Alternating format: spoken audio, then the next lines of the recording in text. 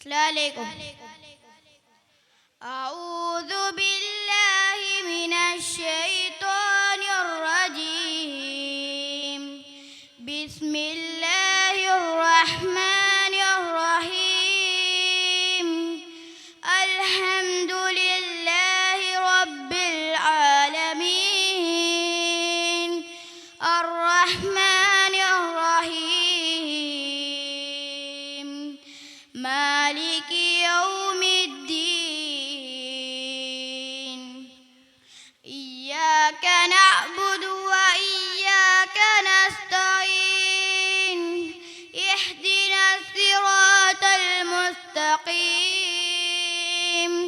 സിറാത്തൽ ലദീന അൻഅംത അലൈഹിം ഗൈറിൽ മഗ്ളൂബി അലൈഹിം വലദ്ദാലിൻ.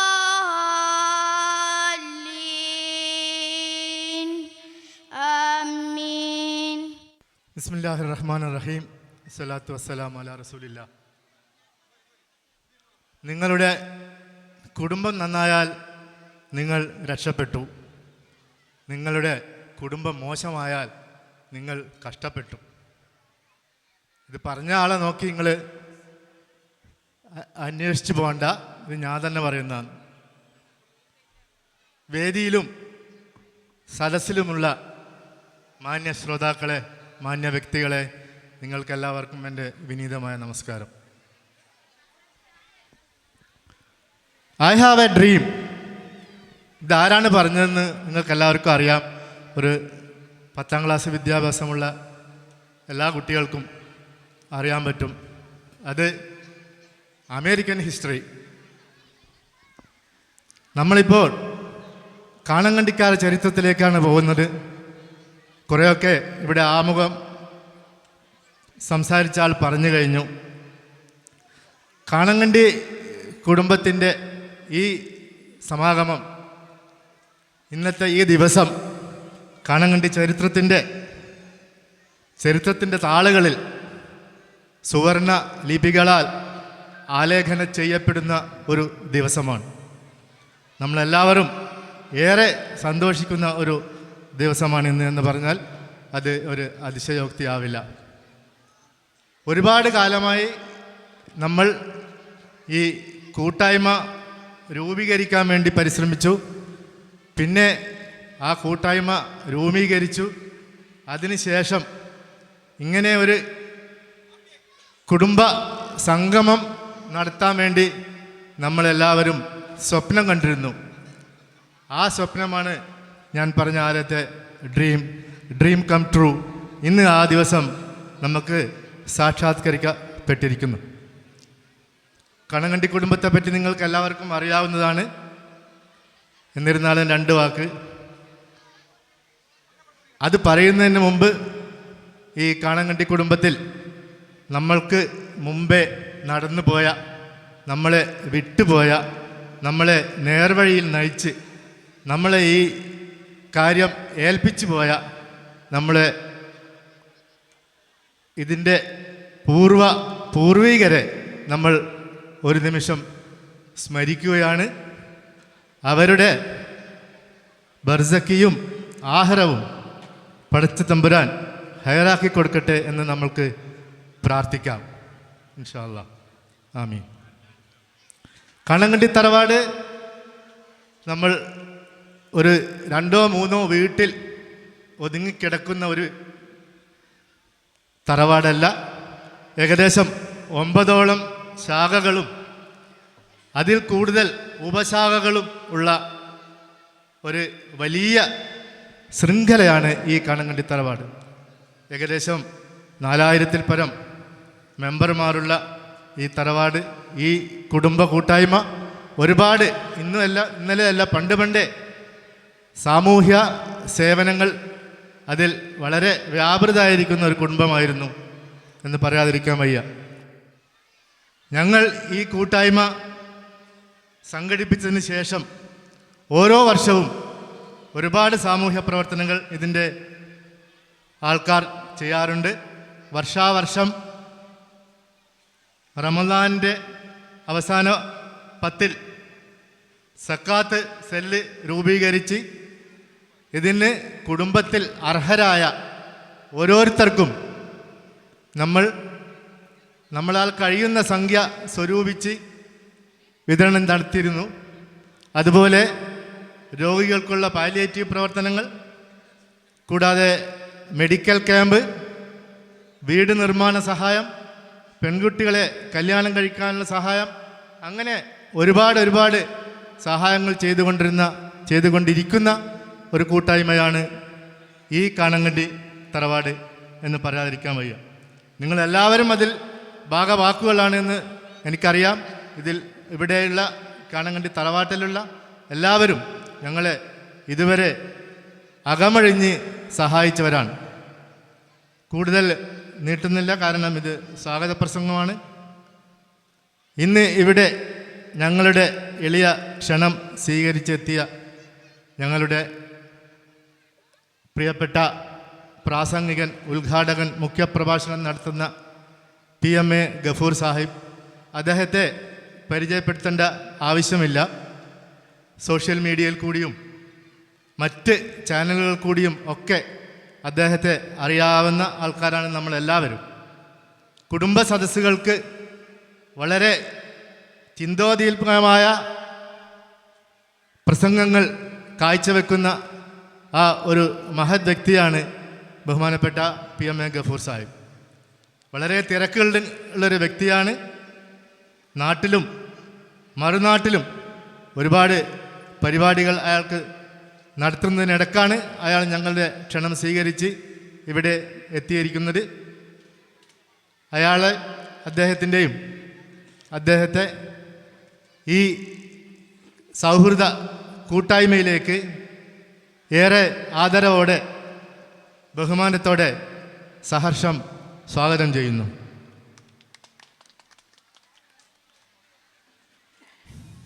നമ്മളുടെ ഒരു വെളിപ്പാടകലെ ഉള്ള, നമ്മൾ ഏത് പ്രശ്നത്തിന് വിളിച്ചാലും നമ്മളോട് ഒന്നിച്ചു നിൽക്കുന്ന നമ്മളുടെ ഗ്രാമപഞ്ചായത്ത് മെമ്പർ ശ്രീമതി സക്കീന ഹൈദർ നമ്മൾ പോയി ക്ഷണിച്ചപ്പോൾ വളരെ സന്തോഷത്തോടുകൂടി ആ ക്ഷണം സ്വീകരിക്കുകയും പഞ്ചായത്തിൻ്റെ ഒരുപാട് പരിപാടികൾ ഉണ്ടായിട്ടും ഈ പരിപാടിക്ക് സമയം കണ്ടെത്തുകയും ചെയ്ത നമ്മുടെ സഹോദരി ശ്രീമതി സക്കീന ഹൈദർ ഈ പഞ്ചായത്തിൻ്റെയും ഈ വാർഡിൻ്റെയും എല്ലാ കാര്യങ്ങൾക്കും മുന്നിട്ട് നിൽക്കുന്നു.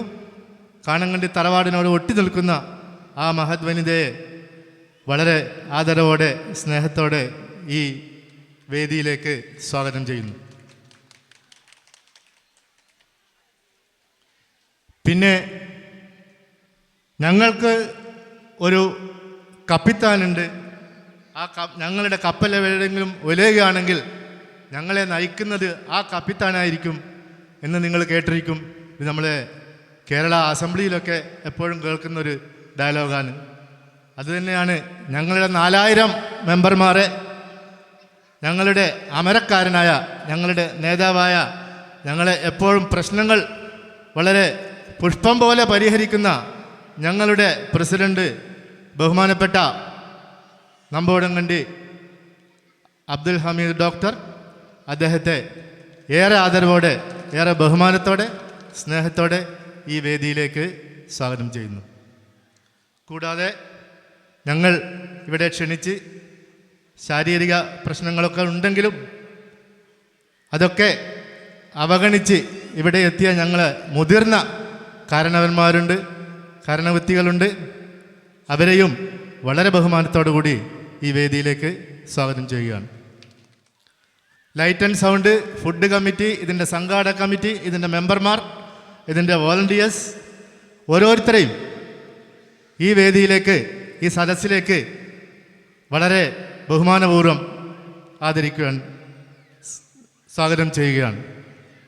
കൂടാതെ ഈ വീടും ഇതിൻ്റെ തൊട്ട അപ്പുറത്തുള്ള വീടും ഈ പരിപാടി നടത്താൻ വേണ്ടി ഞങ്ങൾക്ക് വിട്ടുതന്ന ഇതിൻ്റെ ഉടമസ്ഥരെയും വളരെ ആദരവോടെ സ്വാഗതം ചെയ്യുകയാണ്.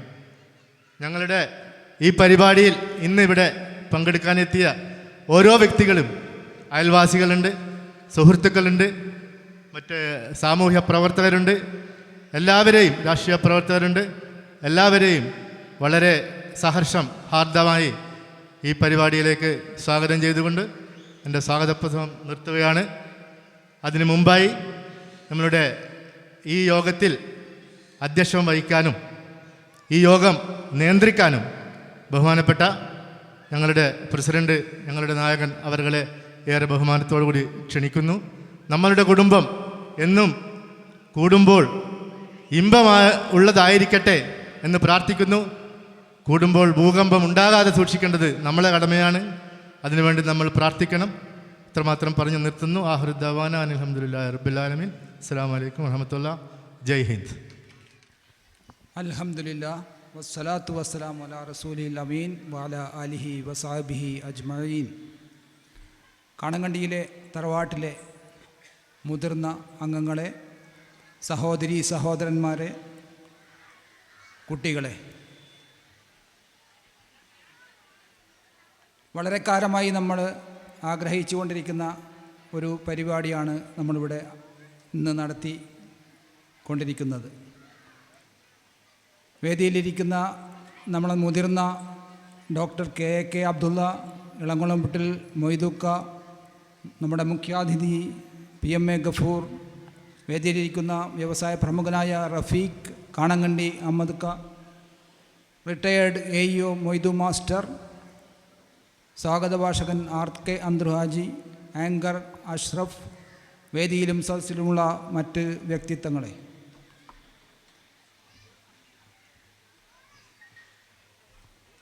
ബുഹാരി ഉദ്ധരിക്കുന്ന ഒരു ഹദീസിൽ ഇങ്ങനെ കാണാം: അള്ളാഹുവിലും അന്ത്യദിനത്തിലും വിശ്വസിക്കുന്നവൻ അവൻ്റെ കുടുംബബന്ധം ചേർത്ത് വെക്കട്ടെ. ആ തരത്തിലുള്ള പ്രവർത്തനത്തിനുള്ള ഒരു എളിയ ശ്രമമാണ് ഇവിടെ നടന്നുകൊണ്ടിരിക്കുന്നത്. നമ്മുടെ കാണങ്കണ്ടി കുടുംബ കൂട്ടായ്മ രൂപീകരിച്ചിട്ട് ഏതാണ്ട് 3 വർഷത്തോളമായി.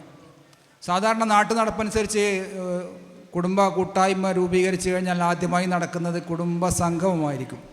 പക്ഷേ 3 വർഷമായിട്ടും നമ്മൾ കുടുംബ സംഗമം ഇപ്പോഴേ നടത്തുന്നുള്ളൂ. ചോദ്യങ്ങൾ വളരെ പ്രസക്തമാണ്.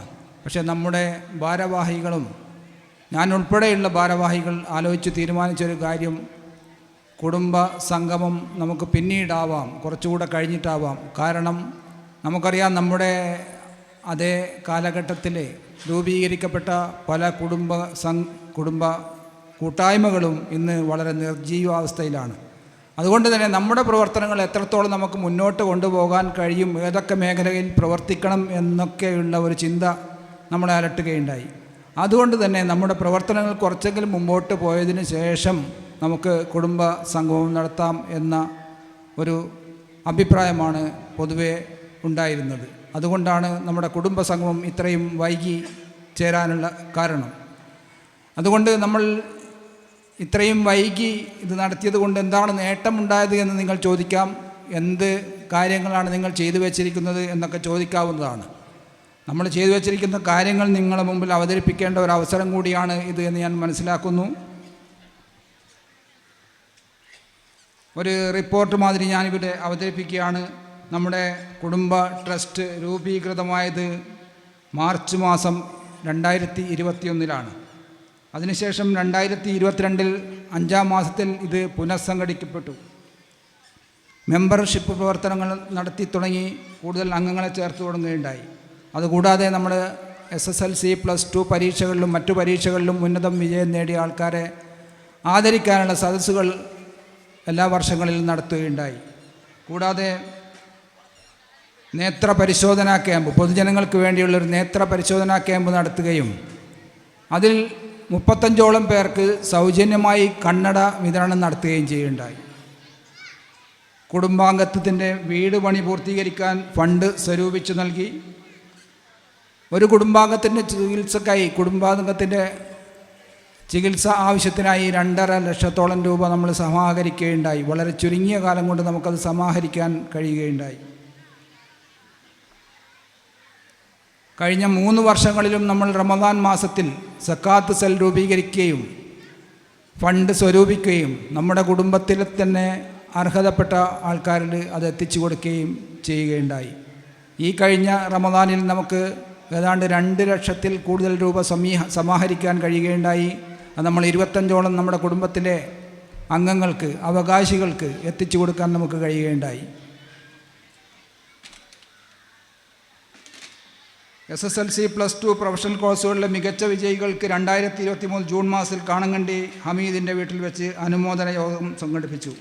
കുടുംബാംഗത്തിൻ്റെ കല്യാണത്തിന് സ്വർണം നൽകാൻ സാധിച്ചു.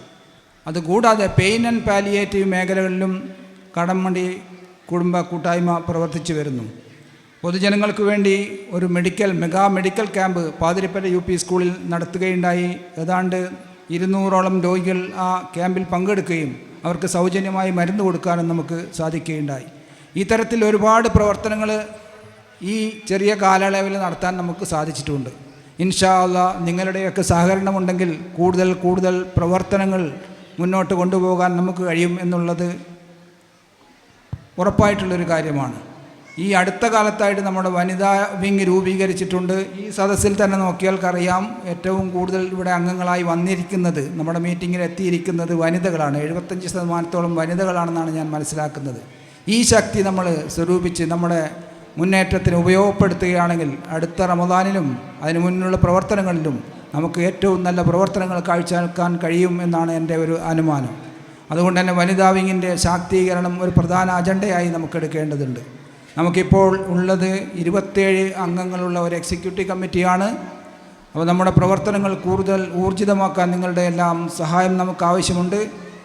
ഇവിടെ എത്തിച്ചേർന്നിരിക്കുന്ന എല്ലാ കുടുംബാംഗങ്ങൾക്കും അള്ളാഹുവിൻ്റെ അനുഗ്രഹം ഉണ്ടാകട്ടെ എന്ന് പ്രാർത്ഥിച്ചുകൊണ്ട് ഞാൻ എൻ്റെ വാക്കുകൾ നിർത്തുന്നു. അസ്സലാമു അലൈക്കും. തറവാടുകൾ എപ്പോഴും നമ്മുടെ ഓർമ്മകളുടെ ഓരോരോ ഇടങ്ങളാണ് അല്ലേ? തറവാട് എന്ന് പറഞ്ഞാൽ എന്താ? നമ്മുടെ ഓർമ്മകളാണ്. പഴയ ഒരു പാട്ടുണ്ട്, ഒരു വല്യുപ്പ പേരക്കുട്ടിയെക്കുറിച്ച് പാടുന്ന പാട്ടാണ്. അവൻ പണ്ട് ചെറിയ കുട്ടിയായിരുന്നു, ഇപ്പോൾ വലിയ ആളായി. വലിയ ആളായതിനു ശേഷം വല്യുപ്പ അവൻ്റെ കുട്ടിക്കാലത്തെക്കുറിച്ച് പറയുന്ന പാട്ടാണ്. ആ പാട്ടിലൊരു വരി ഇങ്ങനെയാണ്: കിലുങ്ങുന്നിതറകൾ തോറും കിളിക്കൊഞ്ചലിൻ്റെ മണികൾ, മറന്നില്ല അങ്കണം നിൻ മലർപാദം പെയ്ത പുളകം. കിലുങ്ങുന്നിതറകൾ തോറും, തറവാട്ടിലെ ഓരോരോ റൂമുകൾക്കും അവിടെയൊക്കെ നിൻ്റെ ആ കുട്ടിക്കാലത്തെ ശബ്ദങ്ങൾ ഇപ്പോഴും ഉണ്ട്. കിലുങ്ങുന്നിതറകൾ തോറും കിളിക്കൊഞ്ചലിൻ്റെ മണികൾ.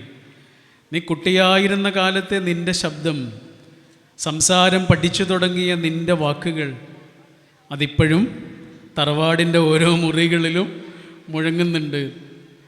പിന്നെയോ, മറന്നില്ല അങ്കണം നിൻ മലർപാദം പെയ്ത പുളകം. തറവാടിൻ്റെ മുറ്റം ഒരിക്കലും മറക്കൂല. തറവാടിൻ്റെ മുറ്റം ഒരിക്കലും മറക്കൂല. എന്ത്? മറന്നില്ല അങ്കണം നിൻ മലർപാദം പെയ്ത പുളകം. നടക്കാൻ തുടങ്ങിയ കാലത്ത് നീ വെച്ച ഓരോ കാൽപ്പാടുകളും നമ്മുടെ തറവാടിൻ്റെ മുറ്റത്തിപ്പോഴും അങ്ങനെ മായാതെ കിടക്കുന്നുണ്ട്. തറവാടുകൾ എന്ന് പറഞ്ഞാൽ ഓർമ്മകളാണ്. നമ്മൾ പണ്ട് നമ്മുടെ ഹൈന്ദവ തറവാടുകളുണ്ടല്ലോ, ഹൈന്ദവ സുഹൃത്തുക്കളുടെ അവരുടെ പഴയ തറവാടുകൾക്ക് പറയുന്ന ഒരു പേരുണ്ട്. വീട് എന്നല്ല പറയുക, പൊര എന്നല്ല പറയുക, അതൊന്നുമല്ല പറയുക. പിന്നെന്താ പറയുക? മന എന്നാണ് പറയുക. കേട്ടിട്ടില്ലേ മന?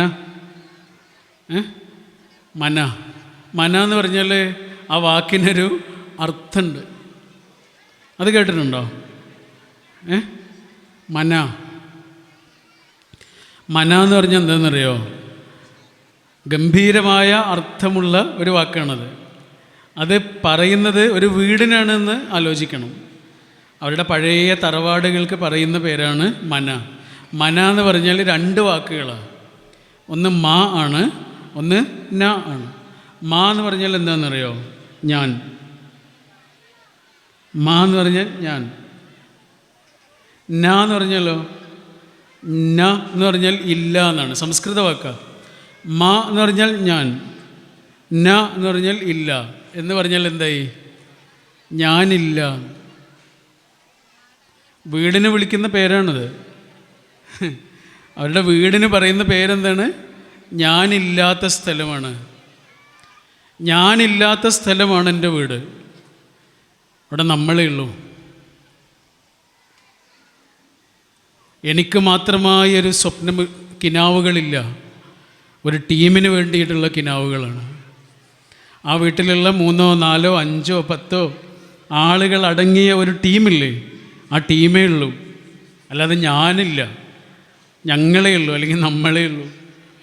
എന്തൊരു മനോഹരമായ ഒരു ഫിലോസഫിയാണ് അതിനകത്തുള്ളത്. ആലോചിച്ചു.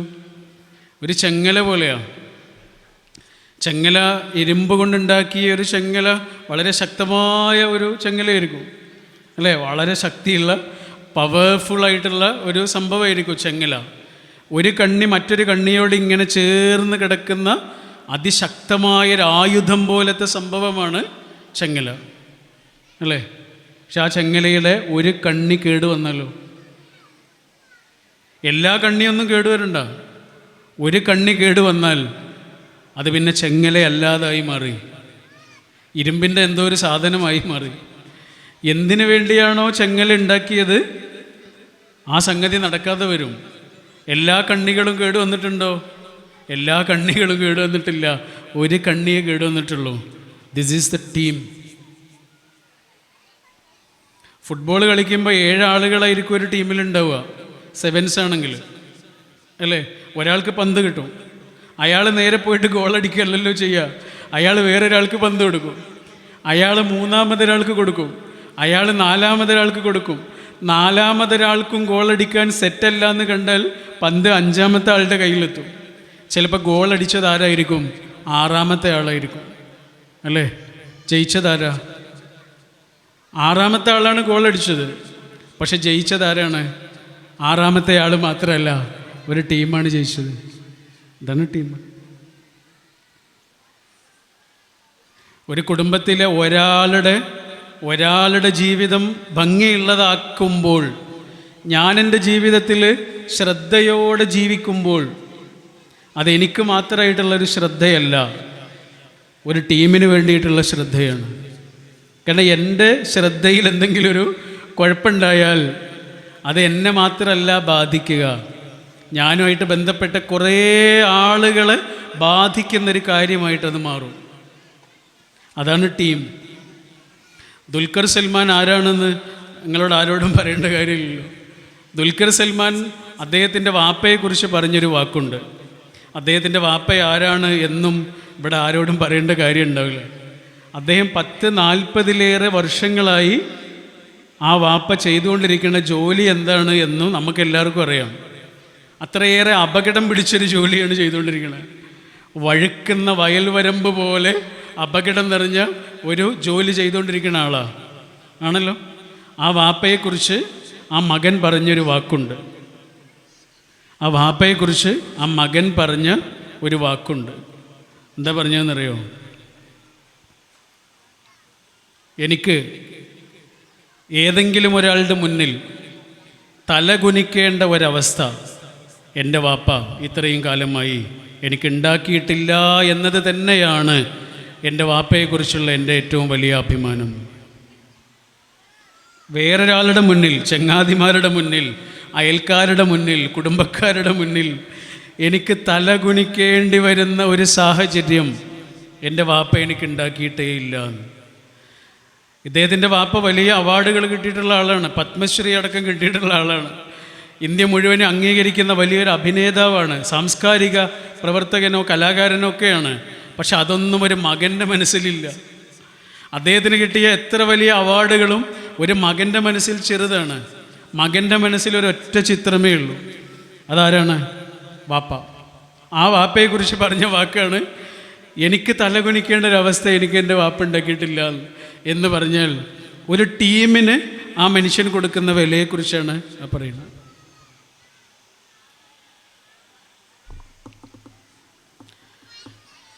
നമുക്ക് എന്തൊക്കെ നമുക്കുണ്ട് എന്നതിനേക്കാൾ പ്രധാനപ്പെട്ട കാര്യം നമുക്ക് ആരൊക്കെ ഉണ്ട് എന്നതാണ് അല്ലേ? നമുക്ക് എന്തൊക്കെ ഉണ്ട് എന്നുള്ളതിനേക്കാൾ പ്രധാനമായ കാര്യം നമുക്ക് ആരൊക്കെ ഉണ്ട് എന്നുള്ളതാണ്. നമ്മൾ ഈ കല്യാണം നടക്കുന്ന സമയത്ത്, നിക്കാഹ് നടക്കുന്ന സമയത്ത് കല്യാണം കഴിക്കുന്ന പുരുഷനും സ്ത്രീക്കും വേണ്ടി, വധൂവരന്മാർക്ക് വേണ്ടി നമ്മൾ നടത്തുന്നൊരു പ്രാർത്ഥനയുണ്ട് അല്ലേ? ഹബീബായ റസൂൽ സല്ലല്ലാഹു അലൈഹി വസല്ലം പഠിപ്പിച്ചു തന്നിട്ടുള്ള ഒരു പ്രാർത്ഥനയുണ്ട്. ആ പ്രാർത്ഥനയിൽ 2 പ്രാവശ്യം ഉപയോഗിച്ചിട്ടുള്ള ഒരു വാക്കുണ്ട്. ആ പ്രാർത്ഥനയിൽ 2 പ്രാവശ്യം ഒരേ വാക്ക് ഉപയോഗിച്ചിട്ടുണ്ട്. ആകെ ഒരു ചെറിയ പ്രാർത്ഥനയാണ്, കുറച്ച് വാക്കുകളെ ആകെ ഉള്ളൂ. ആകെ കുറച്ച് വാക്കുകളുള്ള ആ പ്രാർത്ഥനയിൽ ഒരു വാക്ക് 2 പ്രാവശ്യം പറഞ്ഞിട്ടുണ്ട്. എന്താണ്? ബർക്കത്ത്. ബർക്കത്ത് അല്ലേ? ബാറക്കല്ലാഹു ലക്കുമാ വ ബാറക അലൈക്കുമാ വ ജമഅ ബൈനക്കുമാ ഫീ ഖൈർ എന്നാണ് 2 പ്രാവശ്യം ഉപയോഗിച്ചത്. എന്താണ് ബർക്കത്ത് എന്നുള്ള വാക്ക്? എന്താണ് ബർക്കത്ത്? എന്താ ബർക്കത്ത്? എന്താ കുറേ ഉണ്ടാവലാണോ ബർക്കത്ത്? ആണോ? കുറേ ഉണ്ടാവലല്ല ബർക്കത്ത്. കുറേ ഉണ്ടാവലല്ല ബർക്കത്ത്. ഉള്ളത് പെരുകലല്ല ബർക്കത്ത്. ബർക്കത്ത് എന്ന് പറഞ്ഞാൽ എന്താണെന്നറിയോ? മനസ്സമാധാനമാണ്. അതാണ്.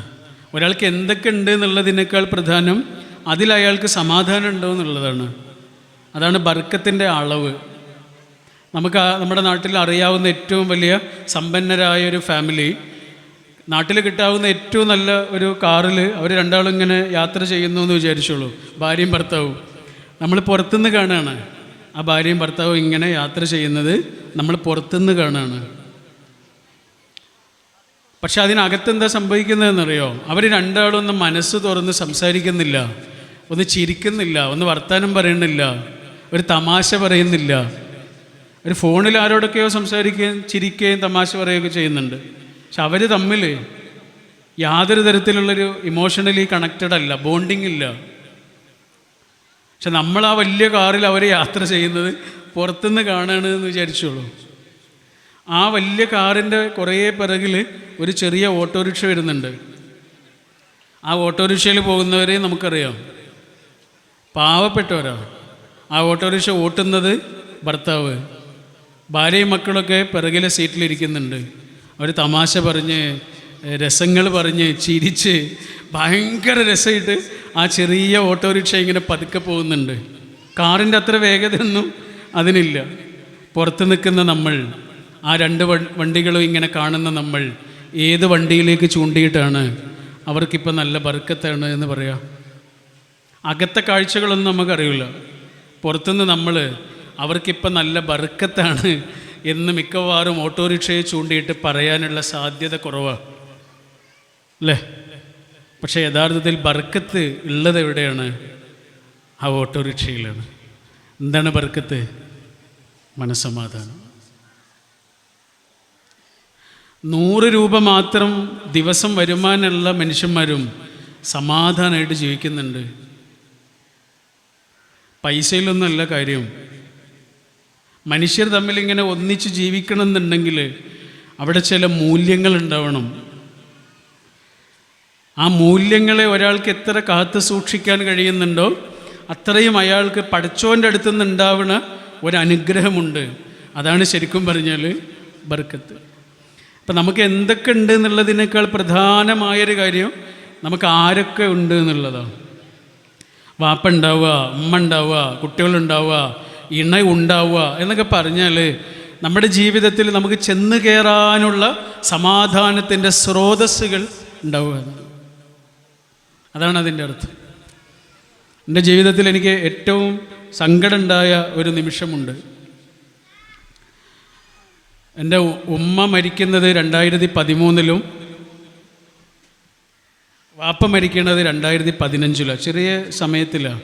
എനിക്ക് അന്ന് ചെറിയ പ്രായമുള്ളൂ, ഒരു 30 വയസ്സിലെത്തിയിട്ടില്ല. ചെറിയ ഒരു സമയത്തിനുള്ളിൽ 2 ആളുകളും പോവാ. ഇപ്പോഴും ഇങ്ങനെ അവരുടെ ഖബർ കാണാൻ വേണ്ടി പോകുന്ന സമയത്ത്, കുറേ ദൂരെയാണ് നമ്മുടെ തറവാടുള്ളത്, അവരുടെ ഖബർ കാണാൻ വേണ്ടി ഇങ്ങനെ പോകുമ്പോൾ വാപ്പയുടെയും ഉമ്മയുടെയും ഖബറുകൾ അടുത്തടുത്താണ്. അവിടെ ഇങ്ങനെ നടുവിൽ നിന്നിട്ട് അവർക്ക് വേണ്ടി പ്രാർത്ഥിക്കുന്ന സമയത്ത് മനസ്സിൽ ആലോചിക്കാറുള്ളൊരു കാര്യം, ഒന്ന് ദേഷ്യപ്പെടാനെങ്കിലും അവർ ഈ ലോകത്ത് ഉണ്ടായാൽ മതിയായിരുന്നു എന്നാണ്. അവർ നമ്മുടെ കൂടെ ഉണ്ടാവണമെന്നൊന്നുമില്ല, അവർ ഈ ലോകത്ത് ഉണ്ടായാൽ മതിയായിരുന്നു. എവിടെങ്കിലും ഒന്ന് ചെന്ന് കയറാൻ, ഉമ്മ അസ്സലാമു അലൈക്കും എന്ന് പറഞ്ഞിട്ട് ചെന്ന് കയറാൻ ഉമ്മ ഉണ്ടായാൽ മതിയായിരുന്നു, ഇപ്പം ഉണ്ടായാൽ മതിയായിരുന്നു എന്നാണ് ആലോചിക്കുക. അവരുണ്ടാവുക എന്നുള്ളതാണ് പ്രധാനം.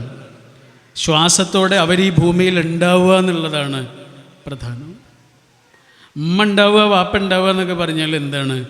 നമ്മളെ ശ്രദ്ധിക്കാൻ ഒരാളുണ്ടാവുക എന്നാണ്. സ്നേഹം എന്ന് പറഞ്ഞാൽ ശരിക്കും എന്താ? സ്നേഹം എന്ന് പറഞ്ഞാൽ ശ്രദ്ധ എന്നാണ്, അറ്റൻഷൻ എന്നാണ്. നമുക്ക് ബസ്സിൽ യാത്ര ചെയ്തുകൊണ്ടിരിക്കുമ്പോൾ നമുക്ക് എന്തോ ഒരു പനിയും ചൂടൊക്കെ വരികയാണ് നമ്മളെ ശരീരത്തിൽ. നമ്മളിങ്ങനെ ആകെ തളരാൻ തുടങ്ങുകയാണ്, ആകെ ഇങ്ങനെ ക്ഷീണിക്കാൻ തുടങ്ങുകയാണ്. നമ്മൾ അടുത്തിരിക്കുന്ന ആൾ ചിലപ്പോൾ ചോദിക്കും എന്ത് പറ്റിയെന്ന്, അല്ലേ? നിങ്ങൾക്ക് എന്തെങ്കിലും ബുദ്ധിമുട്ടുണ്ടോ എന്ന് ചോദിച്ചേക്കാം, ചിലപ്പോൾ അതും ചോദിക്കണം എന്നില്ല. ആ ബസ്സിൽ നമ്മുടെ അടുത്തിരിക്കുന്ന ഒരാളില്ലേ, ആ ബസ്സിൽ മുഴുവനുമുള്ള മനുഷ്യരില്ലേ, അവരൊന്നും നമ്മുടെ ആ ക്ഷീണം ശ്രദ്ധിക്കണം എന്നില്ല. എന്നാൽ നമ്മൾ നേരെ നമ്മുടെ വീട്ടിലേക്ക് കയറി വരുന്നു, ആ വീട്ടിലുള്ള ആളോട് പറയുന്നു എനിക്ക് എന്തോ ഒരു തളർച്ചയുണ്ട്, പനി വരുന്നുണ്ടെന്ന് തോന്നുന്നു എന്ന് പറഞ്ഞ് നേരെ നമ്മൾ റൂമിനകത്തേക്ക് കയറി കുറച്ച് കഴിഞ്ഞാൽ ഒരു ചുക്ക് കാപ്പിയുടെ രൂപത്തിൽ ഇങ്ങനെ വരുന്നൊരു സാധനമുണ്ട്, ഒരു കമ്പിളിപ്പുതപ്പായി ഇങ്ങനെ കയറി വരുന്ന ഒരാളുണ്ട്, ഗുളികയും മരുന്നൊക്കെ ആയിട്ട് ഇങ്ങനെ കയറി വരുന്ന ഒന്നോ രണ്ടോ മനുഷ്യരുണ്ട്. സ്നേഹം എന്ന് പറഞ്ഞാൽ എന്താണ്? ആ ബസ്സിൽ നിന്ന് കിട്ടാത്തതേ ഇതിനകത്തുനിന്ന് കിട്ടാൻ തുടങ്ങും, അല്ലേ? ആ ബസ്സിലും ആ നഗരത്തിലുള്ള ധാരാളം മനുഷ്യരുണ്ട്, ആയിരക്കണക്കിന് മനുഷ്യന്മാരുണ്ട്. അവരൊന്നും മനസ്സിലാക്കാത്ത രീതിയിൽ ഈ വീടിനകത്തുനിന്ന് ഒരാൾ നമ്മളെ മനസ്സിലാക്കാൻ തുടങ്ങുന്നു. മരുന്നായും ചുക്ക് കാപ്പിയായും കമ്പിളിയായും പുതപ്പായും. സ്നേഹം എന്ന് പറഞ്ഞാൽ എന്താണ്? നമ്മളെ ശ്രദ്ധിക്കാൻ ഒരാളുണ്ടാവുക എന്നാണ്. അതിന് എന്ത് പേര് വിളിച്ചാലും, വാപ്പ എന്ന് വിളിച്ചാലും ഉമ്മ എന്ന് വിളിച്ചാലും ഭർത്താവ് എന്ന് വിളിച്ചാലും ഭാര്യ എന്ന് വിളിച്ചാലും മക്കളെന്ന് വിളിച്ചാലും സുഹൃത്ത് എന്ന് വിളിച്ചാലും എന്ത് വിളിച്ചാലും ആ ആൾ നമുക്കൊരു ശ്രദ്ധ തരുന്നുണ്ടെങ്കിൽ, വേറെ ആർക്കും സാധിക്കാത്ത രീതിയിലുള്ള ഒരു ശ്രദ്ധ ആ മനുഷ്യനിൽ നിന്ന് നമ്മൾ അനുഭവിക്കുന്നുണ്ടെങ്കിൽ അതിന് വിളിക്കാവുന്ന പേരാണ് സ്നേഹം. നമ്മുടെ കുടുംബത്തിൽ ഒരു ദിവസം നമ്മുടെ കുടുംബത്തിലെ ഒരു മോന് ഊട്ടിയിലേക്ക് ടൂറ് പോയി. അവനൊരു 25 വയസ്സെങ്കിലും ഉണ്ടാവും അന്ന്. ടൂറ് പോയി അവൻ്റെ ചങ്ങാതിമാരുടെ കൂടെ പോയി കുറച്ച് കഴിഞ്ഞ് സമയം തൊട്ട് അവൻ്റെ ഉമ്മ അവനെ ഇങ്ങനെ വിളിച്ചുകൊണ്ടിരിക്കുക. എവിടെത്തി, ഭക്ഷണം കഴിച്ചോ, എവിടെയാണ് കിടക്കുന്നത്, ഇങ്ങനെ ചോദിച്ചുകൊണ്ടിരിക്കുക. ഉമ്മ ഇങ്ങനെ വിളിച്ചുകൊണ്ടിരിക്കുകയാണ് അവനെ. 25 വയസ്സായ ആളെയാണ് വിളിച്ചുകൊണ്ടിരിക്കുന്നത്. കുറേ കഴിഞ്ഞപ്പോൾ ഇവൻ്റെ സുഹൃത്തുക്കൾ കളിയാക്കാൻ തുടങ്ങി. നീ എന്താ ചെറിയ കുട്ടിയാണോ, ഉമ്മ ഇങ്ങനെ വിളിച്ചുകൊണ്ടിരിക്കാൻ എന്നൊക്കെ രീതിയിൽ അവൻ്റെ ചങ്ങാതിമാർ അവനോട് എന്തോ പറഞ്ഞു. പക്ഷെ ഉമ്മ പിന്നെയും വിളിക്കുകയാണ്. ഉമ്മ വിളിച്ചുകൊണ്ടിരിക്കുന്ന സമയത്ത് ഒരു വിളിയിൽ ഇവന് പെട്ടെന്നൊരു ദേഷ്യം വന്ന് ഇവന് ഉമ്മയോട് ആ ദേഷ്യം പ്രകടിപ്പിച്ചു. ഉമ്മ എന്തിനങ്ങനെ വിളിച്ചുകൊണ്ടിരിക്കണ എന്നൊക്കെയുള്ള രീതിയിൽ. ഞാനെന്താ ചെറിയ കുട്ടിയൊന്നുമല്ലല്ലോ, ഉമ്മ ഇങ്ങനെ വിളിച്ചുകൊണ്ടിരിക്കുന്നത് എന്തിനാണ് എന്ന് ചോദിച്ചു. ഉമ്മ മറുപടി ഒന്നും പറഞ്ഞില്ല. ഫോൺ അവിടെ വെച്ചിട്ട് കരയാൻ തുടങ്ങി. അതാര് കണ്ടു? ഉമ്മാൻ്റെ മോള് കണ്ടു. മോള് ഗർഭിണിയായി വീട്ടിലേക്ക് വന്നവളാണ്. ഉമ്മ ഇങ്ങനെ കരഞ്ഞിരിക്കുന്നത് കണ്ടപ്പോഴേ അവൾക്ക് മനസ്സിലായി. ഫോൺ ചെയ്ത ഉടനെയാണ് ഉമ്മാൻ്റെ കരച്ചിൽ. അവൻ എന്തെങ്കിലും പറഞ്ഞിട്ടുണ്ടാവും. അവൾ നേരെ അനിയനെ വിളിക്കുകയാണ്. നീ എന്തെങ്കിലും ഉമ്മനോട് പറഞ്ഞോ?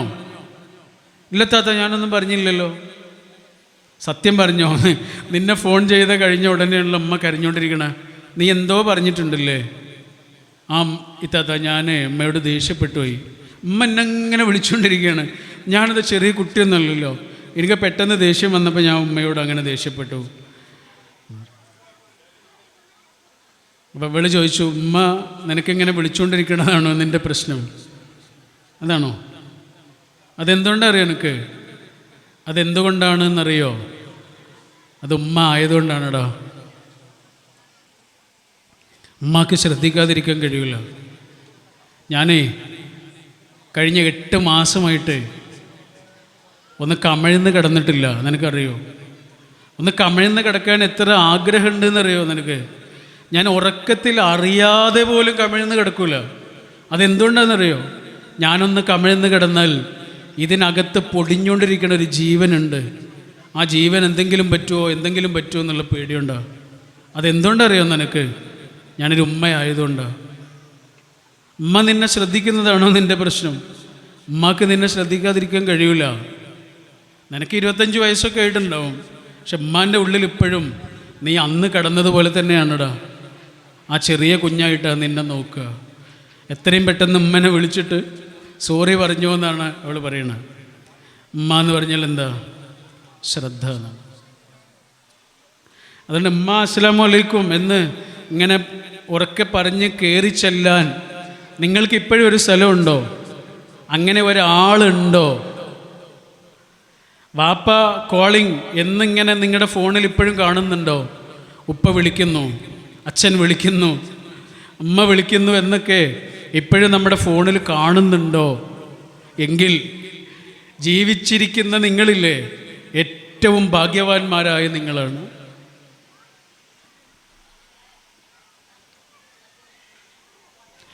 പൊതുവേ നമ്മൾ ഉമ്മയെ നമുക്കറിയാം, ഉമ്മാൻ്റെ സ്നേഹവും ഉമ്മാൻ്റെ കരുതലും ഒക്കെ നമുക്കറിയാം. അത് പാട്ടായും പ്രസംഗമായും കഥകളായും കവിതകളായും ഒക്കെ നമ്മൾ കേൾക്കുകയും ചെയ്യും. ഉമ്മയെക്കുറിച്ച് അത്രയും പറഞ്ഞുകൊണ്ടിരിക്കും ആളുകൾ. പക്ഷെ അവിടെ പറയപ്പെടാതെ പോകുന്ന ഒരാളുണ്ട്. അതാരാണ്? വാപ്പയാണ്, അച്ഛൻ. വാപ്പാനെ നമുക്ക് മനസ്സിലാവില്ല, കാരണം വാപ്പ പിടുത്തം തരില്ല. എത്ര വായിച്ചാലും മനസ്സിലാകാത്ത കുറേ പേജുകളുള്ള, വായിച്ചാലും തീരാത്ത പേജുകളുള്ള, എത്ര വായിച്ചാലും മനസ്സിലാക്കാൻ പറ്റാത്ത കുറേ അധ്യായങ്ങളുള്ള കട്ടിയുള്ളൊരു പുസ്തകത്തിൻ്റെ പേരാണ് വാപ്പ. ഉമ്മ ചെയ്യുന്നത് ഏകദേശം എല്ലാം നമുക്ക് കാണാൻ കഴിയുന്ന കാര്യങ്ങളാണ്, വിസിബിളാണ് അല്ലേ? ഉമ്മ ചെയ്യുന്ന കാര്യങ്ങൾ ഏകദേശം എല്ലാം നമുക്ക് കാണാൻ കഴിയുന്ന കാര്യങ്ങളാണ്. അതാണ് പ്രത്യേകത. ഉമ്മ ചെയ്യുന്നതൊക്കെ കാണാൻ കഴിയും, വാപ്പ ചെയ്യുന്നതോ കാണാൻ കഴിയും. നമ്മുടെ ഒരു സുഹൃത്ത് പറഞ്ഞൊരു അനുഭവമുണ്ട്. അദ്ദേഹത്തിൻ്റെ സുഹൃത്തുണ്ട്, തൃശ്ശൂർ മെഡിക്കൽ കോളേജിലെ ഡോക്ടറാണ്, ഈ പാലിയേറ്റീവിൻ്റെ ഡോക്ടറാണ്, അറിയാമല്ലോ അല്ലേ? പ്രത്യേകിച്ച് ഇനി ഒരു ചികിത്സയൊന്നും ഇല്ലാത്ത രോഗികളില്ലേ, അവർക്കിങ്ങനെ ആശ്വാസം കൊടുക്കാനേ കഴിയൂ, അല്ലെങ്കിൽ പിന്നെ മരുന്ന് കൊടുത്ത് മയക്കിക്കിടത്താനേ കഴിയുള്ളൂ. അത്ര അവസ്ഥയിലെത്തിയ രോഗികൾ കിടക്കുന്ന വാർഡാണ്. ആ വാർഡിൻ്റെ ചുമതലയുള്ള ഡോക്ടറാണ്. അവിടെ കിടക്കുന്നതൊക്കെ തീരെ വയ്യാത്ത ആളുകളാണ്. ആ വാർഡിലേക്ക് ഒരു അച്ഛനും മകനും വന്നു. മകനെയും കൊണ്ട് അച്ഛൻ വന്നതാണ്. മകന് തീരെ വയ്യ, മോന് തീരെ വയ്യ. മോന് ആ വലിയ അസുഖം പിടിച്ചതാണ്. അങ്ങനെ ആ മോനെ വാർഡിലേക്ക് കിടത്തി. അന്ന് രാത്രിയായി കുറേ സമയം കഴിഞ്ഞിട്ടും ഈ കുട്ടി ഉറങ്ങുന്നില്ല, എത്ര ശ്രമിച്ചിട്ടും ഉറങ്ങണില്ല. അപ്പോൾ ഈ അച്ഛനിങ്ങനെ പുറത്തുനിന്ന് നോക്കിയിട്ട് കാണുന്നുണ്ട്, ഈ മോന് കരഞ്ഞിരിക്കുന്നതും ഉറങ്ങാൻ കഴിയാതെ ഇങ്ങനെ പെടയുന്നതൊക്കെ അച്ഛൻ കാണുന്നുണ്ട്. അപ്പോൾ അച്ഛൻ മെല്ലെ വാതിലിനടുത്തേക്ക് വന്നിട്ട് ഡോക്ടറോട് ചോദിക്കുകയാണ്, ഡോക്ടറെ ഞാനൊന്ന് അകത്തേക്ക് വരട്ടെ, എൻ്റെ മോന് ഗുളിക കുടിച്ചാലൊന്നും ഉറങ്ങില്ല, അവൻ എൻ്റെ തോളിൽ കിടന്നാലേ ഉറങ്ങുള്ളൂ, അതുകൊണ്ട് ഞാനൊന്ന് അകത്തേക്ക് വന്നിട്ട് കുറച്ചു നേരം എൻ്റെ കുട്ടിയെ ഒന്ന് തോളിലിട്ടിട്ട് ഉറക്കട്ടെ എന്ന് ചോദിച്ചു. രാമൻകുട്ടി എന്നാണ് അച്ഛൻ്റെ പേര്. ഡോക്ടർ പറഞ്ഞു, അത് കഴിയില്ല രാമൻകുട്ടി, നിങ്ങൾ ക്ഷമിക്കണം, കാരണം മറ്റുള്ള രോഗികളൊക്കെ ഉള്ളതല്ലേ, നമ്മൾ രോഗികളെ അല്ലാതെ ഒരാളെയും ഇതിനകത്തേക്ക് പ്രവേശിപ്പിക്കാറില്ല, അതുകൊണ്ട് രാമൻകുട്ടി അകത്തേക്ക് വരണ്ട എന്ന് പറഞ്ഞു. രാമൻകുട്ടിക്ക് മനസ്സിലായി അകത്തേക്ക് പോകാൻ പാടില്ല എന്ന്. അപ്പം രാമൻകുട്ടി ഡോക്ടറോട് അടുത്ത ഒരു ചോദ്യം ചോദിക്കുകയാണ്. എന്താണെന്നറിയോ? ഓക്കെ, ഞാൻ അകത്തേക്ക് വരുന്നില്ല, എന്നാലും ഡോക്ടർ എൻ്റെ മോനോടൊരു കാര്യം പറയോ, അവൻ്റെ ചെവിയിലൊരു കാര്യം പറയോ? എന്താ പറയണ്ടേ? അവൻ കിടക്കണ ആ കട്ടിലില്ലേ? ആ കട്ടിലുണ്ട്.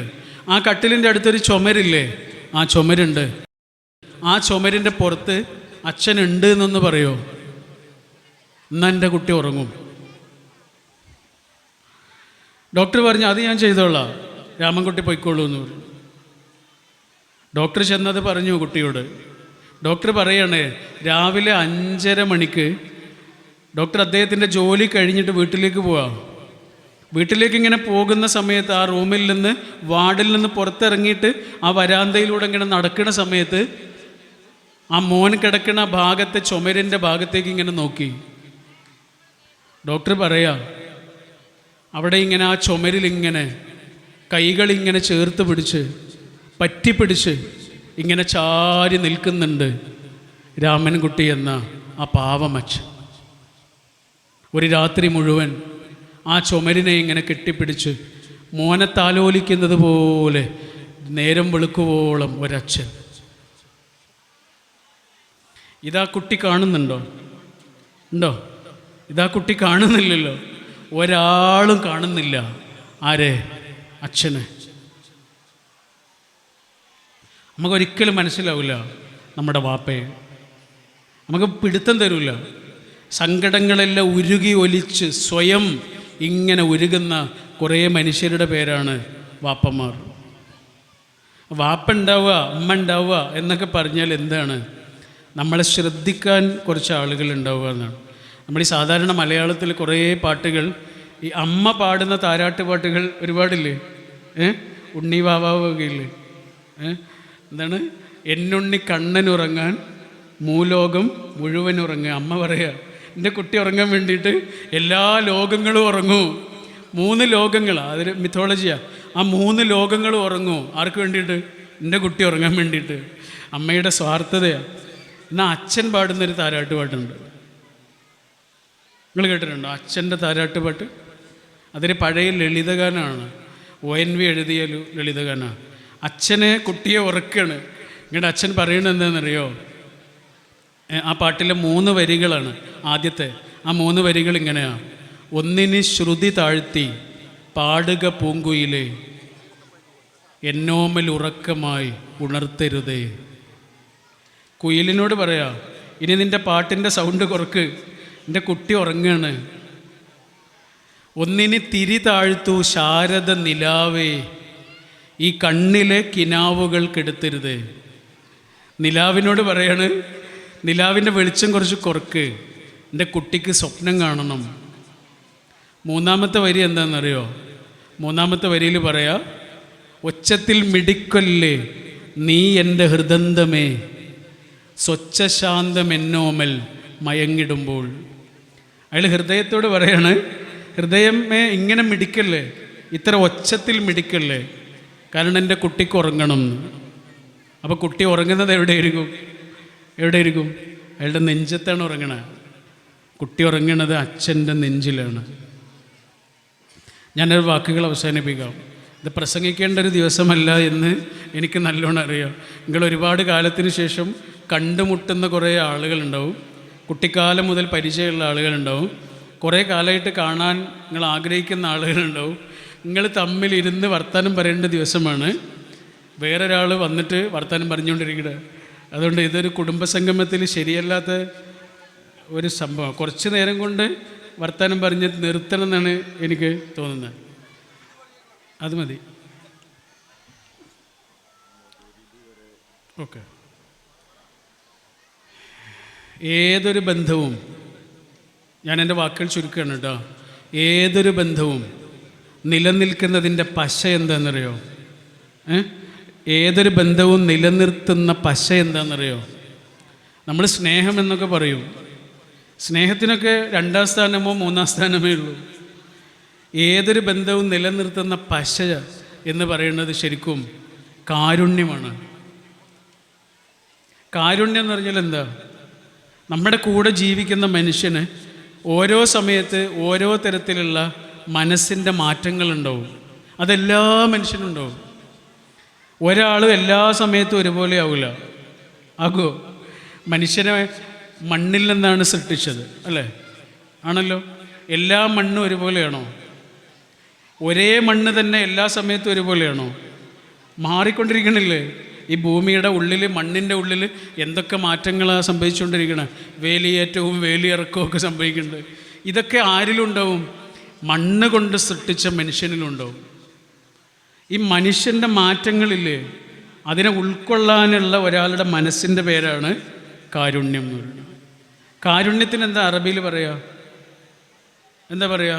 റഹ്മ എന്നല്ലേ പറയാ? കേട്ടിട്ടില്ലേ റഹ്മ? ഈ റഹ്മ എന്നുള്ള വാക്കിന് വേറൊരു അർത്ഥം കൂടിയുണ്ട്. അതെന്താണെന്നറിയോ? ഗർഭപാത്രം എന്നാണ്. ഒരു വാക്കിന് രണ്ടർത്ഥമുണ്ട്. ഒന്നാമത്തെ അർത്ഥം എന്താണ്? കാരുണ്യം. രണ്ടാമത്തെ അർത്ഥം എന്താണ്? ഗർഭപാത്രം. ഈ ഗർഭപാത്രവും കാരുണ്യവും തമ്മിൽ എന്തെങ്കിലും ബന്ധമുണ്ടോ? ഉണ്ടോ? ഒരു ചെറിയ ബന്ധമുണ്ട്. എന്താണെന്നറിയോ? എനിക്ക് തോന്നിയതാണ്. ഗർഭപാത്രം എന്ന് പറഞ്ഞാൽ 3-4 സെൻറ്റിമീറ്റർ മാത്രം വലിപ്പമുള്ള ഒരു ചെറിയ പാത്രമാണ്, ചെറിയൊരു അറയാണ്. ആണല്ലോ അല്ലേ? ഒരു ചെറിയ കുഞ്ഞായി ജനിക്കുന്നത് മുതൽ ഉള്ള ഒരു പെൺകുട്ടിയുടെ ഉള്ളിലെ ചെറിയൊരു അറയാണ്. 3-4 സെൻറ്റിമീറ്ററേ ഉള്ളൂ. ആ 3-4 സെൻറ്റിമീറ്റർ മാത്രം വലിപ്പമുള്ള ചെറിയ അറയാണ് 3-4 കിലോ വലുപ്പമുള്ള ഒരു കുട്ടിക്ക് വേണ്ടിയിട്ട് സ്വയം വികസിക്കുന്നത്. കാരുണ്യം എന്ന് പറഞ്ഞാൽ എന്താ? ഒരാളുടെ മനസ്സ് വലുതാകുന്നതിൻ്റെ പേരാണ്. നമ്മുടെ കൂടെ ജീവിക്കുന്ന ഒരു മനുഷ്യന് എല്ലാതരം മാറ്റങ്ങളുണ്ടാവും. ആണാണെങ്കിലും പെണ്ണാണെങ്കിലും ഉണ്ടാവും. പലതരം സംഘർഷങ്ങളുണ്ടാവും. പലതരം ഉള്ളിൽ നടക്കുന്ന വ്യത്യാസങ്ങളുണ്ടാവും. ഒരു പെൺകുഞ്ഞ് ജനിച്ച നിമിഷം മുതൽ അവളുടെ ശരീരത്തിൻ്റെ ഉള്ളിൽ അങ്ങനെ ഒരു പാത്രമുണ്ട് എന്ന ഒരൊറ്റ കാരണം കൊണ്ട്, ആണല്ലോ, ഗർഭപാത്രം ഉണ്ട് എന്ന ഒരൊറ്റ കാരണം കൊണ്ട് ഒരു പെണ്ണ് കടന്നു പോകുന്ന അവസ്ഥകൾ എന്തൊക്കെയാണെന്ന് ആലോചിച്ച് നോക്കൂ. എന്തെല്ലാം മൂഡ് സ്വിങ്സിലൂടെയാണ് കടന്നു പോകുന്നതെന്ന് ആലോചിച്ച് നോക്കൂ. ഒരു 13 വയസ്സ് അല്ലെങ്കിൽ 14 വയസ്സ് മുതൽ ഒരു 50-60 വയസ്സ് വരെ അവളുടെ ജീവിതത്തിൽ ഓരോ മാസവും അവൾ കടന്നു പോകേണ്ട ആ സംഘർഷകാലത്തെക്കുറിച്ച് വെറുതെ ഒന്ന് ആലോചിച്ച് നോക്കൂ. അവൾക്ക് വേണ്ടിയിട്ടല്ലല്ലോ, മനുഷ്യവംശത്തിന് വേണ്ടിയിട്ടല്ലേ. എന്തെല്ലാം മൂഡ് സ്വിങ്സിലൂടെയാണ് കടന്നു പോകേണ്ടി വരുന്നത് എന്നാലോചിച്ച് നോക്കൂ. ഒരു സമയത്തോട് വന്നിട്ട് നമ്മളോട് പറയാം, എന്താണെന്നറിയില്ല, ഈ മാസം വല്ലാത്ത വേദനയും അടിവയറ്റിൽ വല്ലാത്ത വേദനയും തളർച്ചയുമൊക്കെ ഉണ്ട് എന്ന് നമ്മളോട് വന്ന് പറയണത് എന്തിനാ? വേദനയ്ക്കുള്ള മരുന്ന് വാങ്ങിക്കൊടുക്കാനാണോ? അതാണെങ്കിലും മെഡിക്കൽ ഷോപ്പിൽ എന്ന് പറഞ്ഞാൽ പോരെ. എന്തിനാ നമ്മളോട് പറഞ്ഞ? ഇന്നലെ പെരുമാറിയതുപോലെ ഇന്ന് എന്നോട് പെരുമാറില്ല കേട്ടോ. ഇന്നലെ പറഞ്ഞതുപോലത്തെ വാക്ക് എന്നോട് ഇനി പറയില്ല കേട്ടോ. അതേപോലത്തെ വാക്കുകൾ ഉപയോഗിച്ച് എന്നെ വേദനിപ്പിക്കരുത്. കാരണം ഞാൻ തളർന്നൊരു മനുഷ്യനാണിപ്പോൾ. പറയാതെ പറയാണ്, ചോദിക്കാതെ ചോദിക്കുകയാണ്. എന്ത്? കാരുണ്യം. എല്ലാ ബന്ധങ്ങളെയും ഇങ്ങനെ ഒട്ടിച്ചു നിർത്തുന്ന പശ കാരുണ്യമാണ്. ഇവിടെ ഒരുപാട് പുരുഷന്മാരിയ്ക്കുന്നുണ്ടല്ലോ, സ്റ്റേജിലും സദസ്സിലുമായിട്ട് കുറേ പുരുഷന്മാരിയ്ക്കുന്നില്ലേ? ഇവിടെ ഇരിക്കുന്ന എല്ലാ പുരുഷന്മാരുടെ അടുത്തും പോയിട്ട് വെറുതെ ഒന്ന് ചോദിച്ചു നോക്കൂ. ഈ ഇരിക്കുന്ന ആണുങ്ങളുടെ അടുത്ത് വെറുതെ ഒന്ന് ചെന്നിട്ട് ചോദിച്ചു നോക്കൂ, ഇപ്പം മനസ്സിനെ അലട്ടുന്ന പ്രശ്നം എന്താണ്? എന്തെങ്കിലും ഒരു പ്രശ്നം ഉണ്ടാവും, പരിഹരിക്കേണ്ട ഒരു പ്രശ്നം ഉണ്ടാവും. പരിഹരിക്കേണ്ട ഒരു പ്രശ്നവുമായിട്ടാണ് ഈ ഇരിക്കുന്നത്. എന്തോ ഒരു കാര്യം മനസ്സിനെ അലട്ടുന്നുണ്ട്. അതെന്താണ് എന്ന് വെറുതെ ഇങ്ങനെ ചെന്നിട്ട് ചോദിച്ചു നോക്കൂ. മിക്കവാറും ആളുകൾക്ക് അങ്ങനെ ഒരു പ്രശ്നം ഉണ്ടാവും. ആ പ്രശ്നം എന്താണെന്ന് ചോദിച്ചാൽ മിക്കവാറും ആ പ്രശ്നം അയാളുടേതാവില്ല, വേറെ ആർക്കെങ്കിലും ചെയ്തു കൊടുക്കേണ്ട ഒരു കാര്യമായിരിക്കും. പെങ്ങളുടേതായിരിക്കും, പെങ്ങളുടെ കുട്ടിയുടേതായിരിക്കും, അനിയൻ്റേതായിരിക്കും, അളിയൻ്റേതായിരിക്കും, അമ്മായിയുടെ കുട്ടിയുടേതായിരിക്കും അല്ലേ? ഏതൊരു മനുഷ്യനും മറ്റൊരു മനുഷ്യനിൽ നിന്ന് ഇങ്ങനെ ചോദിക്കാതെ ചോദിക്കുന്നൊരു കാര്യമുണ്ട്, പറയാതെ പറയുന്നൊരു കാര്യമുണ്ട്. അതെന്താണ്? എന്നോട് കുറച്ച് കാരുണ്യം കാണിക്കണമേ എന്നാണ്. ആ കാരുണ്യം ഒരാളുടെ ഉള്ളിൽ ഉണ്ടാകുമ്പോഴാണ് അയാൾക്ക് മനുഷ്യർക്ക് മാപ്പ് കൊടുക്കാൻ കഴിയുക. മിക്കവാറും നമ്മുടെ ജീവിതത്തിലൊരു സങ്കടം നമുക്ക് തന്നിട്ടുണ്ടാവുക നമ്മുടെ കുടുംബത്തിൽപ്പെട്ട ഏതെങ്കിലും ഒരാൾ തന്നെ ആയിരിക്കും. മിക്കവാറും ആളുകൾക്ക് അങ്ങനെ തന്നെ. കാരണം നമ്മൾ അത്രയും അടുത്ത് പരിചയപ്പെടുകയും അടുത്ത് ഇടപെടുകയും ചെയ്യുന്നത് കുടുംബത്തിലുള്ള ആളുകളൊക്കെ ആയിട്ടായിരിക്കുമല്ലോ. അപ്പം ഉണ്ടാവുന്ന ചെറിയ പ്രയാസങ്ങളുണ്ടാവും, സ്വാഭാവികമായിട്ടുണ്ടാവും. നമ്മൾ യൂസുഫ് നബിയുടെ ചരിത്രം പഠിച്ചിട്ടില്ലേ? യൂസുഫ് നബിയുടെ ജീവിതത്തിൽ ഏറ്റവും വലിയ ബുദ്ധിമുട്ടുണ്ടാക്കിയത് ആരായിരുന്നു? അദ്ദേഹത്തിൻ്റെ കുടുംബത്തിലുള്ള ജ്യേഷ്ഠന്മാരാണ്, ആണല്ലോ. ഇക്കാക്കാരാണ് ആ ചെറിയ മോനോടുള്ള അസൂയ കാരണം കിണറ്റിൽ കൊണ്ടുപോയിട്ട്, ആരും ഉപയോഗിക്കാത്തൊരു പൊട്ടക്കിണറ്റിൽ കൊണ്ടുപോയി ആ കുട്ടിയെ വലിച്ചെറിഞ്ഞു. എന്തിനാ വലിച്ചെറിഞ്ഞ്? ആരെങ്കിലും വന്ന് രക്ഷപ്പെടുത്തുമെന്ന് വിചാരിച്ചിട്ടാ? കൊല്ലാൻ വേണ്ടിയാണ്. പക്ഷെ പഠിച്ചോൻ രക്ഷിച്ചു അല്ലേ? പൊട്ടക്കിണറ്റിൽ കൊണ്ടുപോയി എറിഞ്ഞ മനുഷ്യനെ ഈജിപ്തിലെ കൊട്ടാരത്തിലെ മന്ത്രിയാക്കി പഠിച്ചോൻ. ഇതാണ് പഠിച്ചോൻ്റെ പ്ലാന്. യൂസുഫ് നബി ജനിച്ചത് എവിടെയാ? മലഞ്ചെരുവിലെ ഒരു ചെറിയ വീട്ടിലാണ്. മലഞ്ചെരുവിലെ ഒരു ചെറിയ കുടിലിൽ ജീവിച്ച യൂസുഫ് നബിയെ പഠിച്ചോൻ എവിടെ എത്തിച്ചു? ഈജിപ്തിലെ കൊട്ടാരത്തിൽ എത്തിച്ചു. ഈജിപ്തിലെ കൊട്ടാരത്തിൽ ജീവിച്ച ഒരാളുണ്ട്, അതാരാന്നറിയോ? മൂസാ നബിയാ. ആ മൂസാ നബിയെ എവിടെ എത്തിച്ചു? മലഞ്ചെരുവിലെ വേറൊരു കുടിലിൽ എത്തിച്ചു. നിങ്ങൾ ആലോചിച്ച് നോക്കിയിട്ടുണ്ടത്? മലഞ്ചെരുവിലെ ചെറിയ കുടിലിൽ ജനിച്ച് ജീവിച്ച യൂസുഫ് നബി എവിടെ എത്തി? ഈജിപ്തിലെ കൊട്ടാരത്തിലെ ധനകാര്യ മന്ത്രിയെ. ഈജിപ്തിലെ കൊട്ടാരത്തിൽ ജീവിച്ച മൂസാ നബി മലഞ്ചെരുവിലെ മദിയൻ എന്ന് പറയുന്ന ഒരു ചെറിയ പ്രദേശത്തെ മലഞ്ചെരുവിലെ ചെറിയൊരു കുടിലിലെത്തി. ഇതാണ് പഠിച്ചോൻ്റെ പ്ലാൻ എന്ന് പറയുന്നത്. ശരി, യൂസുഫ് നബി വലിയൊരു ആളാവുകയും കല്യാണം കഴിക്കുകയും ഒരു കുട്ടി ഉണ്ടാവുകയും ചെയ്തു. ഒരു കുട്ടിയുണ്ടായി, ഒരു ആൺകുട്ടി ഉണ്ടായി. ആ ആൺകുട്ടിക്ക് അദ്ദേഹത്തെ പേരെന്തായിരുന്നു എന്നറിയോ? യൂസുഫ് നബിയുടെ മകന് യൂസുഫ് നബി കൊടുത്ത പേരെന്തായിരുന്നു എന്നറിയോ? മനാസേഹ്. മനാസേഹ്. മനാസേഹ് എന്ന് പറഞ്ഞാൽ എന്താണെന്നറിയോ? സാരല്ല പോട്ടെ, എല്ലാം മറക്കുക എന്നാണ് അതിൻ്റെ അർത്ഥം. അതെന്തിനായിരിക്കും അങ്ങനെ ഒരു പേരിട്ടത്? ഈ കുട്ടി വലിയ കുട്ടിയാകുമ്പോൾ നാട്ടുകാരാരെങ്കിലും വന്നിട്ട് പറഞ്ഞേക്കാം, എന്ത്, എടാ നിൻ്റെ മൂത്താപ്പന്മാരൊക്കെ നിനക്കറിയോ? നിൻ്റെ വാപ്പൻ്റെ ജ്യേഷ്ഠന്മാരൊക്കെ നിനക്കറിയോ? നിൻ്റെ വാപ്പയെ കൊല്ലാൻ വേണ്ടി കിണറ്റിൽ കൊണ്ടുപോയിട്ട് ആളുകളാണ് അവരോട് പകരം ചെയ്യണം, അവരുടെ മക്കളോട് പകരം ചെയ്യണം എന്നൊക്കെ ആരെങ്കിലും വന്ന് ഈ കുട്ടിയോട് പറഞ്ഞേക്കാം. അങ്ങനെ ആരെങ്കിലും വന്ന് പറഞ്ഞാൽ അവരോട് ഈ കുട്ടിക്ക് പറയാനുള്ളൊരു മറുപടിയുണ്ട്. ആ മറുപടിയാണ് ആ പേര് മനാസേ. സാരല്ല പോട്ടെ. രണ്ട് ചങ്ങാതിമാരിങ്ങനെ യാത്ര പോയ കഥ കേട്ടിട്ടില്ലേ? അവർ തമ്മിൽ എന്തൊരു വഴക്കായി. ഒരാൾ മറ്റേയാളെ അടിച്ചു. അടി കൊണ്ടിട്ട് ഇയാൾ തിരിച്ചടിച്ചതൊന്നുമില്ല. ഇയാൾ താഴെ ഇരുന്ന് മണലിൽ ഇങ്ങനെ എഴുതി വെച്ചു. മണലിൽ എഴുതി വെച്ചു, എന്ത്, ഇവിടെ വെച്ച് എൻ്റെ ചങ്ങാതി എന്നെ അടിച്ചു.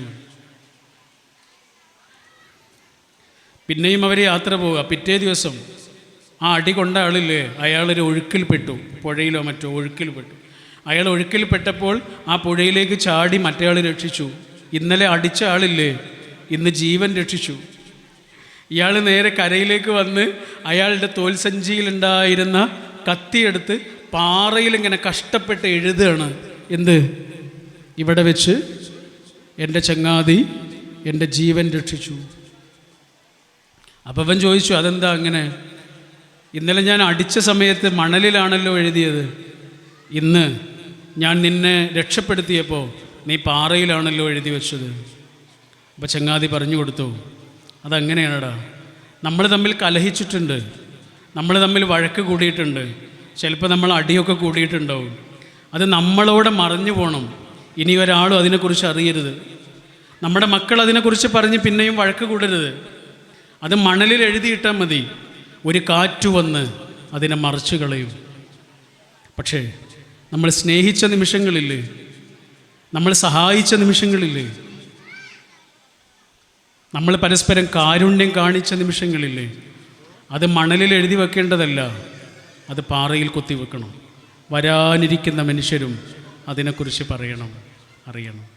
നിങ്ങളുടെ കുടുംബസംഗമത്തിന് എല്ലാ ആശംസകളും നേർന്നുകൊണ്ട് ഞാൻ എൻ്റെ വാക്കുകൾ അവസാനിപ്പിക്കുന്നു. Thank you. അസ്സലാമു അലൈക്കും. ബഹുമാനപ്പെട്ട ഈ പരിപാടിയുടെ അധ്യക്ഷൻ, ഈ പരിപാടിക്ക് സ്വാഗതം പറഞ്ഞ അന്തൂർക്ക, അതിലുപരി നമ്മുടെ ഈ കാണാങ്കണ്ടി ഫാമിലി ഈ ഒരു പരിപാടിയിൽ വന്ന് നമ്മളോട് ഇത്ര നേരം സംസാരിച്ച നമ്മുടെ പ്രിയങ്കരനായ ഇതിൻ്റെ ഉദ്ഘാടകൻ PMA ഗഫൂർ അവറുകൾ, മറ്റ് കാണാങ്കണ്ടി ഫാമിലിയിൽപ്പെട്ട പ്രിയപ്പെട്ടവരെ, ഇന്നിവിടെ നടക്കുന്നത് കാണാങ്കണ്ടി ഫാമിലി കുടുംബസംഗമമാണ്. അപ്പോൾ നല്ലൊരു പരിപാടിയിലാണ് നിങ്ങളെന്നെ ക്ഷണിച്ചത്. അതിന് ഞാൻ നിങ്ങളോട് ഒരുപാട് സ്നേഹത്തോടെ കടപ്പെട്ടിരിക്കുന്നു. ഈ പരിപാടി, ഇത്തരം പരിപാടികൾ ഇതിനു മുമ്പ് ഞങ്ങൾ പാലോത്ത് കുടുംബ സംഗമം നടന്നിരുന്നു. ഇത്തരം പരിപാടികളിൽ വെച്ചിട്ട് നമുക്ക് കുടുംബാംഗങ്ങൾക്ക് അങ്ങോട്ടും ഇങ്ങോട്ടും പരസ്പരം അറിയാത്തവർക്കൊക്കെ ഒരുപാട് വലിയ കുടുംബങ്ങളാണെങ്കിൽ തമ്മിൽ അറിയാത്തവരായിരിക്കും. എവിടെയെങ്കിലും വെച്ച് കണ്ടുമുട്ടിയാലോ ഒന്നും പരസ്പരം അറിയില്ല, ഒരു കുടുംബമാണെന്നുള്ള കാര്യം അറിയാത്തവരായിരിക്കും. അപ്പോൾ അതൊക്കെ നമുക്ക് മനസ്സിലാക്കിക്കൊണ്ട് എല്ലാവരെയും പരിചയപ്പെടാനും മറ്റും പറ്റുന്നത് തന്നെയാണ് ഇതിൻ്റെ ഏറ്റവും വലിയൊരു മുഖ്യ ഘടകം. കാരണം ഞങ്ങൾ പാലോത്ത് കുടുംബ സംഗമത്തിലാണ് ഞങ്ങൾ 7 തലമുറകളുണ്ടെന്ന് അറിയുന്നത്. 5 തലമുറ മാത്രമേ എന്നെ സംബന്ധിച്ചോളം എനിക്ക് അറിഞ്ഞുള്ളൂ. 2 കുടുംബാംഗങ്ങളുടെ അതിലുണ്ടെന്നുള്ള കാര്യം ആ ഒരു സംഗമം വന്നപ്പോഴാണ് അറിഞ്ഞതും. അങ്ങനെ ഒരുപാട് ബന്ധങ്ങളുണ്ടായി. അത്തരം ഒരു കാര്യങ്ങൾ ഇന്നത്തെ കാലത്ത് നമ്മളെ വീട്ടിൽ ഒരു ഉപ്പയും ഉമ്മയും അല്ലെങ്കിൽ ഒരു അച്ഛനും അമ്മയും അവരെ മക്കൾ, ജ്യേഷ്ഠന്യന്മാർ, അതിലപ്പുറത്തേക്കൊരു ബന്ധങ്ങൾ ഇന്നെന്നുള്ള നമ്മുടെ മക്കൾക്കൊന്നും ആർക്കും അറിയാത്തൊരു കാലഘട്ടത്തിലൂടെയാണ് നമ്മൾ കടന്നു പോകുന്നത്. ആർക്കും അറിയില്ല.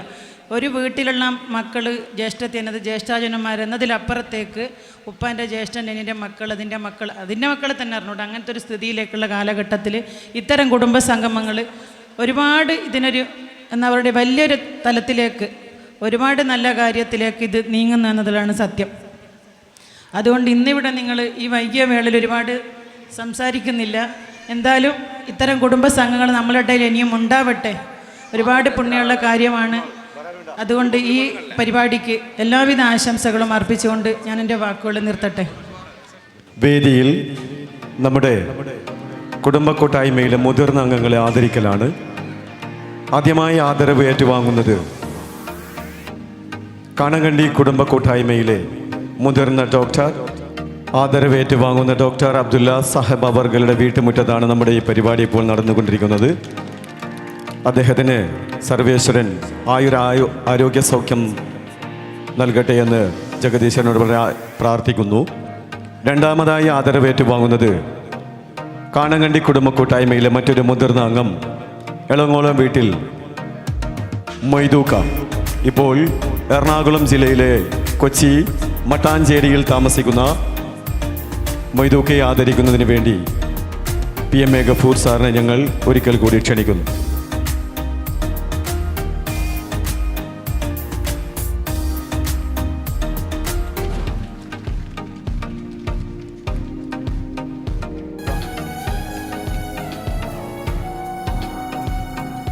ദുബായ് ആസ്ഥാനമായി പ്രവർത്തിക്കുന്ന ഈറ്റ് ആൻഡ് ഡ്രിങ്കിൻ്റെ ചെയർമാൻ്റെ ഭാര്യയാണ് സൈനബ. Thank U.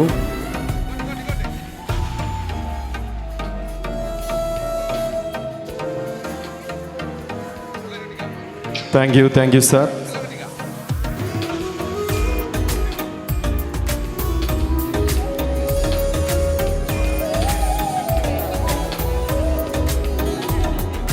കോഴിക്കോട് JDDയിൽ BSc നഴ്സിംഗ് 1ാം വർഷ വിദ്യാർത്ഥിനി കൂടിയാണ് ജുമാന മറിയം.